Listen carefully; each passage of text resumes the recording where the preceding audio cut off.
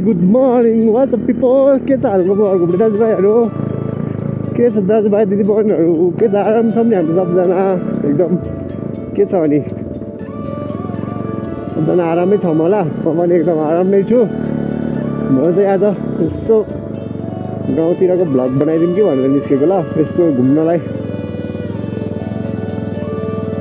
Off road हिँड्दैछु म चाहिँ आज, यसो अब निक्लिदिउँ न बाहिर कति बस्ने भनेर। यो यार जङ्गल त डेन्जर छ त, डरै लाग्दो पाराको। आजभोलि नि पानी नसुक्ने रहेछ हाम्रो यो ठाउँमा। अनि के यस्तो बवाल ठाउँ छ हाम्रो, तपाईँको त यस्तो ठाउँ छ होला भन्नु। आजभोलि पानी सुक्दैन हाम्रो यतातिर, यस्तो दामी ठाउँ छ, यस्तो बवाल ठाउँ छ। बाटो अझै पनि हिलै छ हाम्रो यतातिर, आजभोलि पनि यस्तो हिलो बाटो तपाईँतिर हुन्छ भनौँ है भनौँ। मेरो बाइकको त सबै गइसकेको छ, सक्स पनि गयो, अगाडिको त्यो पनि चेनको सानो त्यो पनि गइसकेको छ, सब गाडगुड भइसकेको छ। तै पनि लिएर हिँडेको छु जबरजस्ती आफ्नै पाराले। त्यो बनाएन भने नि मेरो कहाँनिर गएर मलाई कसले धोका दिन्छ कतिखेर थाहा छैन।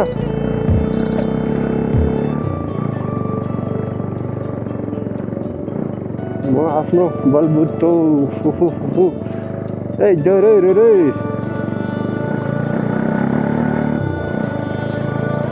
म त अस्ति यस्तो घरतिर आएको थिएँ गाउँतिर, त्यस्तो आफ्नै गाउँपालिकातिर गइदिउँ न भनेर निस्केको। बाटो त अब त्यस्तै त हो नि, नट ब्याड, त्यति साह्रो अप्ठ्यारो पनि छैन, धेरै अप्ठ्यारो भन्न पनि मिल्दैन यतिकोलाई, ठिकै छ, राम्रै छ भन्नुपर्छ।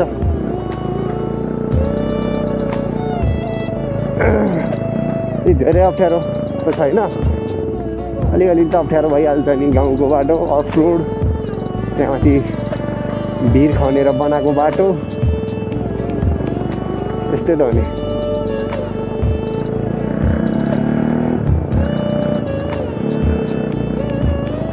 यो माथि डाँडामा पुगेँ, पारीहरू हुन्छ त्यतिर पहिरो खत्रै जान्छ यार, बर्खातिर हाम्रो यो खतरनाक पहिरो जाने ठाउँ हो क्या। यहाँ चाहिँ दामी पहिरो गइरहन्छ यतातिर।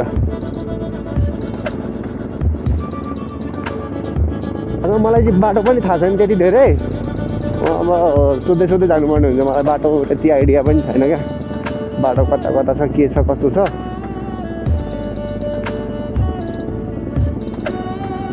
मलाई बाटो थाहा भइदिएको भए चाहिँ म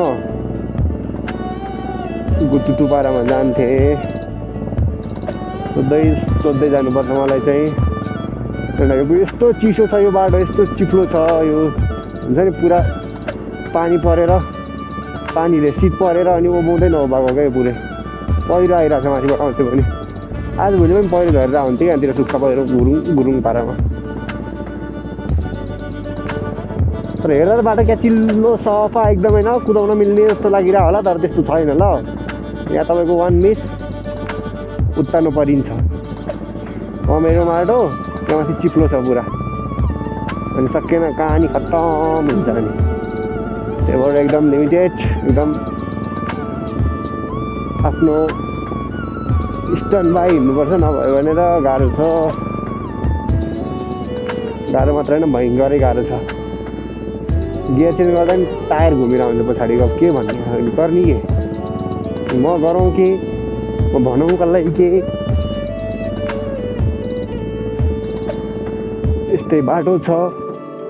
ल ल ल ल ल ल झर, तिमी झर, स्टार्ट बन्द भएर झर, केही भन, झर्न चाहिँ झर।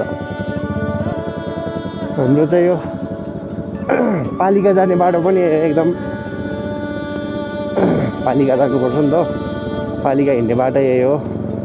तर पहिला हेरी त यो बाटो अहिले यस्तो दामी भएको छ, तर पहिला यस्तो डेन्जर थियो महाकसम। उकालोहरू त हिँडिसक्नु थिएन क्या, अहिले यतिको उ भएको छ नि, एकदम दामी भएको बाटो। सब भाइ बहिनीहरू स्कुल हिँडिरहेको छन् मस्त स्कुलमा।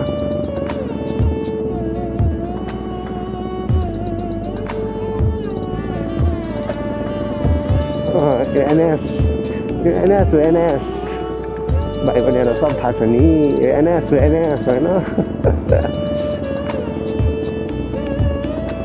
हुन्छ स्कुल हिँडिरहेको तर यही लाइफ रमाइलो थियो यार एकदम नो टेन्सन नो केही एकदम आनन्द हुन्छ नि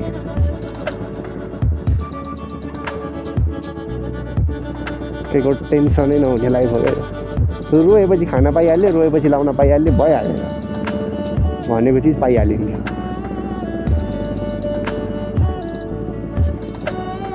त्यति भएपछि के चाहियो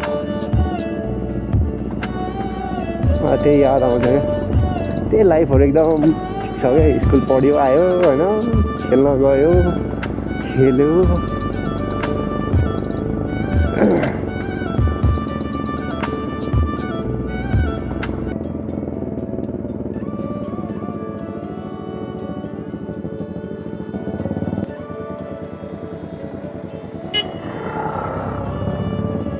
वारन्टी किन लाऊ फेरि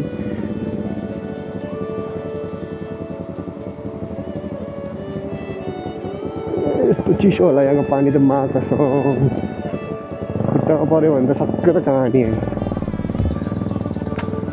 डेन्जरै चिसो होला नि पानी त ल म त खोला तरेँ भर्खरै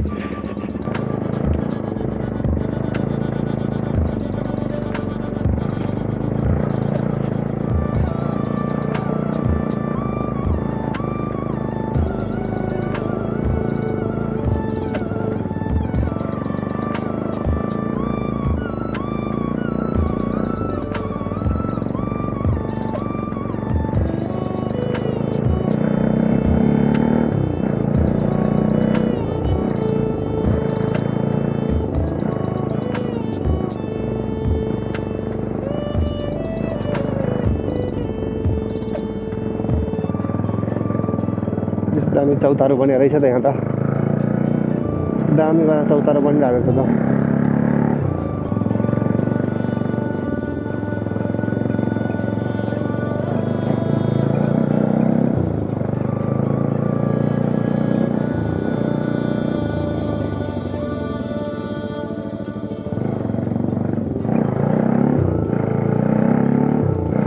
आन्टीहरू त बाटै नछोड्ने के हो यस्तो हाम्रो बाटो नछोड्ने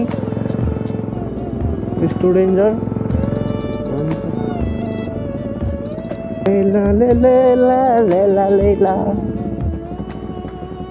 अब आफूलाई पालिकै थाहा छैन के गर्नु गाह्रो छु नि त्यही भएर यस्तो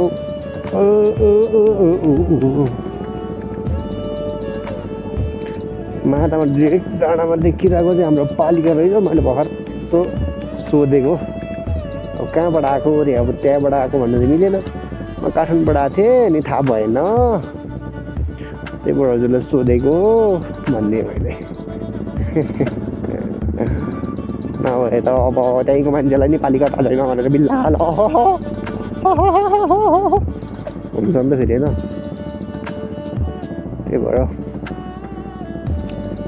त्यही भएर छाप बनाउनु पर्ने थियो तर कहाँ हुने थाहा छैन कसको पसलमा भन्थ्यो अघि बुढाहरूले मलाई त्यहाँ गएर बनाउनु भन्थे अझ पसलै भेट्दिनँ म भन त मलाई तनावे कता हो मलाई त अब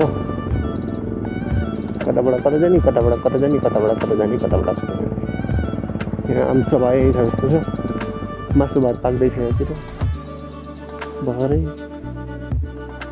अन्त भोज पाक्दै रहेछ भोज आज माओवादीको पनि छ अरे नि त त्यसको लागि भोज पाकिरह होला ल मैले दोरम्बाबाट फर्किएको ठ्याक्कै अब यहाँबाट हिँडेको दोरम्बाबाट अब यताबाट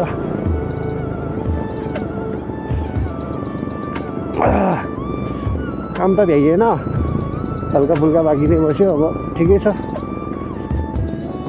फेरि आउनु पर्ने भएको छ अब पछि टाइम मिलाएर आउनुपर्छ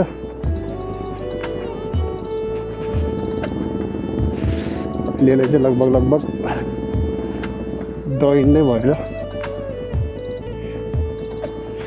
हिँडियो रात पर्न लागिसक्यो यार यहीँनिर 5:30 हुन लाग्यो 5:30 हुँदै अँध्यारो भइसक्यो हुन्छ ला ज्याकेट लाउनै बिर्सेछ चिसो भयो त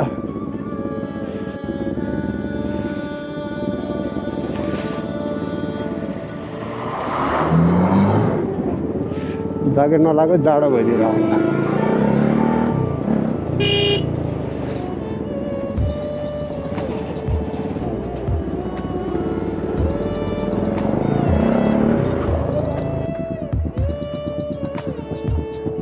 कसम अघिदेखि म चाहिँ हेरिरहेको त माइक नै अफ भइरहेको थियो क्या ठिक होला सायद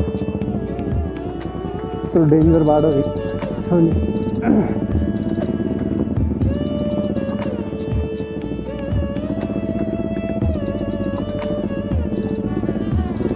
बाटो त्यस्तै छ अनि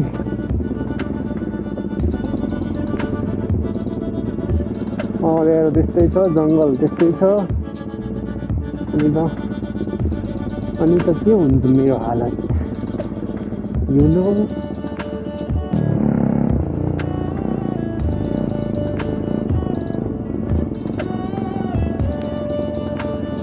गाउँ छ उहाँ माकसम जङ्गलै जङ्गल डरलाग्दो जङ्गल छ हट ल झट्टैतिर इन्डिङ गरिदिनु पर्ला